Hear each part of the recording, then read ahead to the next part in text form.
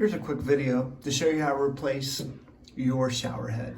This one broke, you need to take it off. We're gonna take this thing off and replace it with a new one I just picked up. We're gonna start by getting this right here, getting our wrench on this. We're gonna turn it to the left and pull this straight off.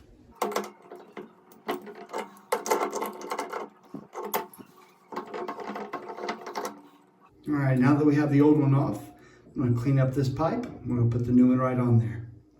All right, now I have this all cleaned off. You should know that when I put this on, we don't need to tape this in because there's a little rubber ring down here in the actual shower head, and that's gonna seal up on this real nice and it won't leak.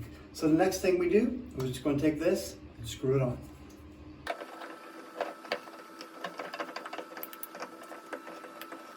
All right, and just like that, your shower head's ready to go. Hope you found this video helpful. If it was, give it a thumbs up.